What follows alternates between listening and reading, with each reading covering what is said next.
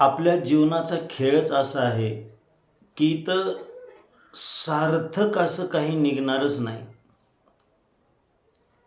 जीवनभर आपण कितीही कष्ट करा, कितीही मेहनत घ्या, कितीही स्वतःला झोकून द्या, इथे काही त्याच्यातून असं सार्थक निघेल की जे प्राप्त झाल्यानंतर आपल्याला तृप्ती येईल, आपलं पूर्ण समाधान होईल, असं कधीच होणार नाही. जीवन तर चालू आहे, माझं कर्मही चालू आहे, परंतु त्यातून असं सार्थक काही निघणार नाही हे मात्र नक्की. मग आपण तर किती मनाभावातून, किती तन्मयतेने, किती स्वतःला ओतून घेऊन कर्म करत असतो आणि काहीतरी प्राप्त करण्याच्या आसक्तीमध्ये आपण असतो. आणि जर कोणी येऊन आपल्याला असं सांगेल अशा वेळेस की तुम्ही कितीही करा, याच्यातून काही सार्थक निघणार नाही, हा जीवनाचा खेळ असा आहे की शेवटी सार म्हणून काही तुमच्या हाती लागणार नाही, सगळं केलं ते एका प्रवाहामध्ये निघून जाईल आणि तुमच्या हाती काही राहणार नाही, असं कोणाला ऐका वाटेल? कोणाला हे ऐकणं गोड लागेल की मी जे खेळ खेळतोय तो निरर्थक आहे, त्याच्यातून शेवटी सारभूत असं काही प्राप्त होणार नाही, माझ्या हाती काही लागणार नाही, शेवटी मी रिकामाच राहणार आहे,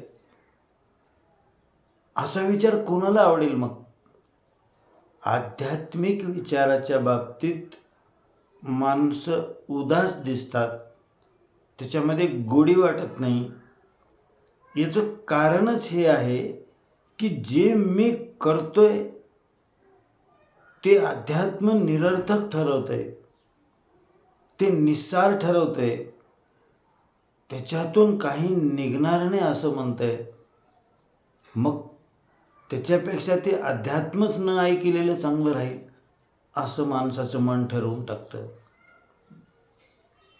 असंच आहे, जीवनाचा खेळ खेळावाच लागेल, ती आपली नियती आहे, त्याच्यातून माघार घेता येत नाही, थांबता येत नाही, कर्म अखंडितपणे करतच राहावं लागतं, आपल्या समोर येईल ते सारावंच लागतं.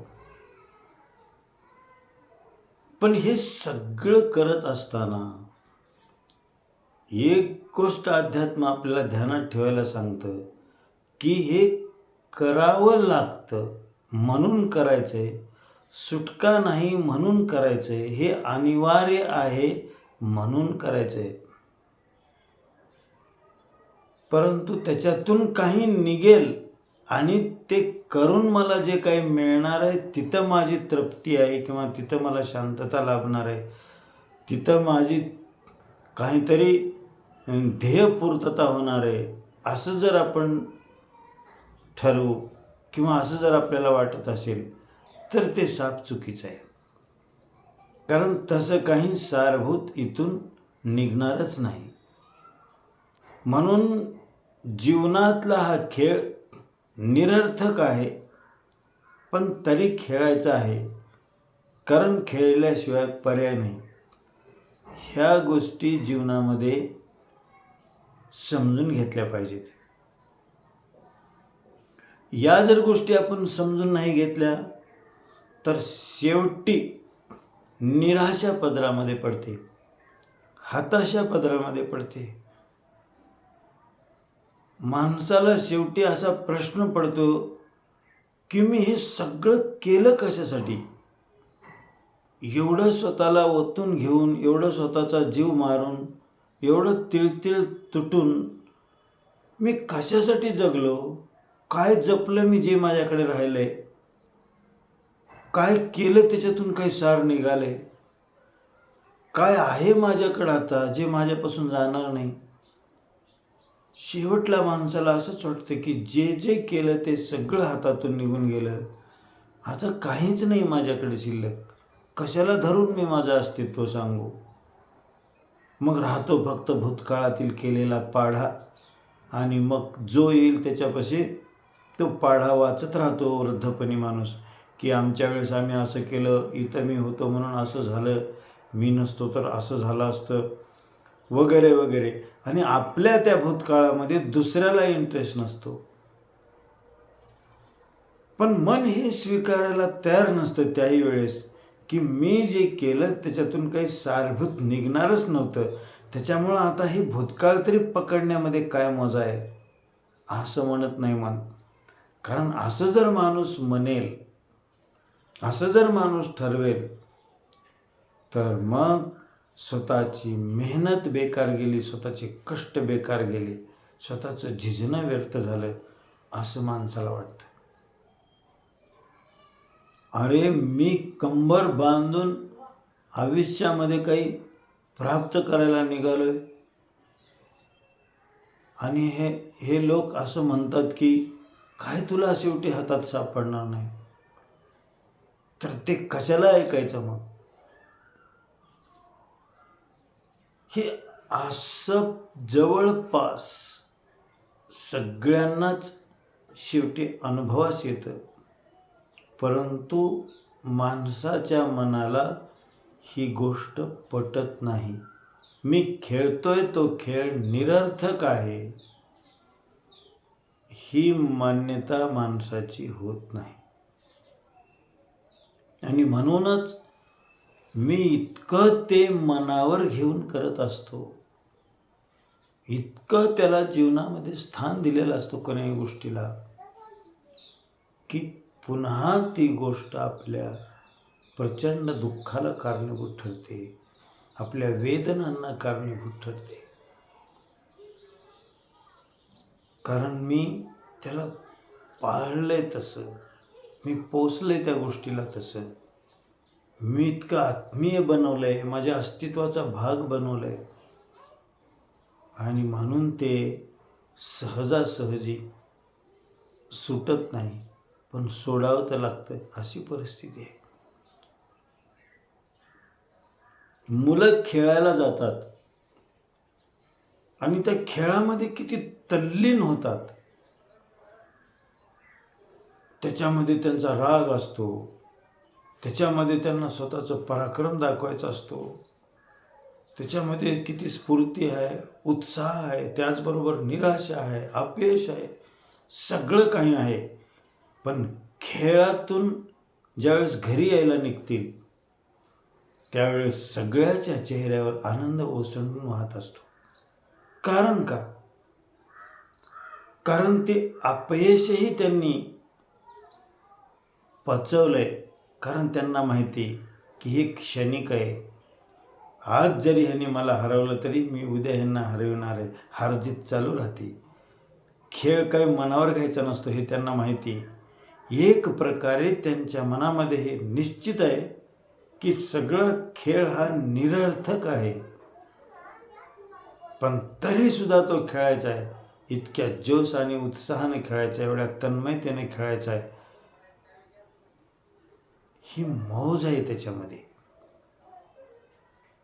कारण एक गोष्ट माहिती आहे की इथं माझं काही नुकसान होणार नाही, इथं माझं काही फायदा नाही, शेवटी हात हलवतच घरी जायचं आहे, हे नक्की आहे. जीवनाच्या खेळामध्येही नक्कीच आहे की रिकामा आलो आणि रिकामा जाणार आहे, हे मध्ये मला काहीतरी करावं लागणार आहे, काहीतरी करायचं आहे. आणि म्हणून हे सर्व काही निरर्थक आहे, हे ज्यावेळेस वैयक्तिकरित्या आपल्या स्वतःला पटेल, त्याच वेळेस या जीवनाच्या खेळातला कोणताही प्रसंग, कोणती घटना, कोणती वस्तू, कोणतं नातं, कोणतं पद, कोणती प्रतिष्ठा माझ्यावर काहीच परिणाम करू शकणार नाही. कारण हा खेळ आहे, हे सर्व निरर्थक आहे, आणि ही सर्व एक प्रक्रिया मात्र आहे, आणि ही खेळावंच लागतं असा खेळ आहे, याच्यातून सुटका नाही असा खेळ आहे. अशा पद्धतीनं तो खेळायचा आहे. आता जग का निर्माण झालं, हे निराकार अस्तित्व साकार का झालं, याची अनेक उत्तरं दिलेली आहेत. त्याच्यामध्ये काही सुंदर उत्तरं आहेत की ह्या निराकार अस्तित्वाला लीला करावं वाटली आणि स्वतःला त्याने अनेक रूपामध्ये प्रतिबिंबित करून घेतलं. तो अनेक बनला आणि ही सगळं जगाची लीला चालू झाली. आता त्याच्या दृष्टीने इथे काही नुकसान नाही, इथे काही फायदा नाही, इथे काही होणे नाही, इथे काही नष्ट होणे नाही. सर्व काही तोच आहे. एकाच मातीतून बनलेली मडकी नष्ट जरी झाली तरी माती कायम आहे. आकार जरी वेगवेगळे असले, त्याचे गुण जरी वेगवेगळे असले, त्याचे रूप जरी वेगवेगळे असले, तरीही तत्वामध्ये एकच आहे. ते ना कुठे जातं ना कुठून येतं. ते सदा सर्वदा सारखंच तत्व आहे. पण त्याची ही जगत एक लीला आहे, एक खेळ त्याने मांडलेला आहे. आणि त्या प्रत्येक मूर्तीमध्ये अहंकार सक्रिय आहे आणि तो अहंकार स्वतःला प्रदर्शित करण्यासाठी या जगामध्ये उलथापालथी करतोय. कारण अहंकाराला आधार लागतो, त्याला सुरक्षा पाहिजे असते, त्याच्यासाठी त्याची धडपड चालू असते, स्वतःला मोठं बनवायसाठी धडपड चालू असते. तर जगत हा सगळा अहंकाराचा खेळ आहे. गोडी त्याच ठिकाणी आहे जिथं माझं काही आहे. तर हे सर्व ज्यावेळेस आपण जाणतो, आपल्या लक्षात येतं, त्यावेळेस या सगळ्या खेळामधूनही आपण जातो. आपल्या भूमिकेला न्याय देतो, आपल्या जबाबदाऱ्या पार पाडतो. परंतु गांभीर्य जीवनामधलं नष्ट होतं आणि त्याच्यामुळे जीवनातला कोणताही प्रसंग, जीवनातली अनुकूलता प्रतिकूलता आपल्याला प्रभावित करू शकत नाही, असं होऊन जातं. अनेकांची जीवनं कडेला आलेली आहेत. अनेक लोक जगून निघून गेलेले आहेत, त्यांचा इतिहास आहे. हे सगळं आपण पाहू शकतो, असं स्पष्ट आहे. काय त्यांनी सार काढलं जीवनामधून, काय त्यांना शेवटी प्राप्त झालं, काय होतं त्यांच्या जीवनाचं टार्गेट, काय त्यांनी मिळवलं, नेमकं काय राहिलं त्यांच्यापाशी नेमकं, याचा विचार करूनही आपण आयुष्याला आपल्या मार्गदर्शन घेऊ शकतो. तर तेवढीच गोष्ट निघणार त्याच्यातून की हा सर्व निरर्थक खेळ आहे आणि हा खेळावाच लागतो, असं आहे. आणि म्हणून सगळेजण खेळलेले आहेत. ज्यांनी त्याला अतिशय मनावर घेतलं त्यांना फक्त दुःख भोगावं लागलं. सुखही मिळालं असेल, पण दुःखही तितक्याच तीव्रतेचं मिळालं. म्हणून इथल्या सुखालाही एक प्रक्रिया मात्र समजता आली पाहिजे आणि दुःखालाही एक प्रतिक्रिया मात्र समजता आली पाहिजे. ती तसं पाहता आलं पाहिजे. एकंदरीत इथं सारभूत काही नाही, हा निष्कर्ष आपला निघाला पाहिजे. ज्या दिवशी आपला स्वतःचा निष्कर्ष मी सांगतोय म्हणून ऐकणं ही वेगळी गोष्ट आहे, त्याचा काही विशेष फायदा होणार नाही, झालं तर थोडाफार होईल. परंतु ज्यावेळेस आपल्या प्रत्येकाला आपल्या जीवनामध्ये असं दिसायला लागेल की इथे सार असं काही नाही, मीच जो बघणार आहे, जो प्राप्त करणार आहे, तोच राहणार नाही, तर त्यानं जे मिळवलंय त्या गोष्टीचं काय विचार करता. परंतु ही गोष्ट समजून घ्यायची असेल तर ठीक आहे, पण आपल्या मनाला ही गोष्ट आवडत नाही. एक तहान घेऊन, एक भूक घेऊन, एक ओढ घेऊन मन सतत धावत असतं आणि आत्ता बस मला मिळालंच अशा प्रकारे त्याची मागणी असते आणि मान्यता असते. झालं, आता एवढं झालं की झालं, मला जे पाहिजे ते मी गाठलं म्हणून समजा. एका मित्राने धोका दिला तर त्याला वाटतं नाही नाही, हा मित्र माझा चांगला आहे, आता हा मला धोका देऊ शकत नाही, आता खरा मला मित्र मिळाला असं म्हणतो. एका मुलाने धोका दिला तो दुसऱ्या मुलाकडे बघतो. यंदा पिकलं नाही तरी पुढच्या वर्षी पिकणार आहे म्हणतो. आज मला सुखाचे दिवस नाहीत पण मला भविष्यात सुखाचे दिवस येणार म्हणतो. आज माझी किंमत लोकांना कळाली नाही, उद्या कळणार आहे असं म्हणतो. तर हे जे सगळं आहे ते हे सगळं आपल्या मनाने केलेली आपली फसवणूक आहे. हा भास आहे, हा भ्रम आहे. आणि हा भ्रम घेऊनच माणूस जीवनभर जगत असतो. कारण एक प्रवृत्तीच अशी काम करते आपल्यामध्ये, अहंकार, की तिला कोणीकडून जिवंत राहायचं आहे, तिला टिकायचं आहे, त्याला आधार लागतोच. म्हणून आपला प्रत्येक आधार तो खरा ठरवत असतो. एक आधाराने धोका दिला तरी दुसरा आधार तो उभा करतो, त्यानं धोका दिला तरी तो तिसरा आधार उभा करतो. तर अशा प्रकारे हे सर्व चाललेलं असतं. आणि म्हणून शहाणी माणसं तेच आहेत जी अनुभवातून, इतिहासातून, आपल्या समोर दिसत असलेल्या या दृश्य जगातून शिकतात आणि त्याच्यातून सत्यसार काय आहे हे जाणून घेतात. आणि म्हणून अशी दृष्टी अध्यात्म आपल्याला देऊ इच्छितं की कुठे तुम्ही फसलात, काय मान्यता घेऊन बसलात, काय पाहिजे तुम्हाला ते इथं मिळणार आहे का, असं प्रश्न अध्यात्म उभा करतं.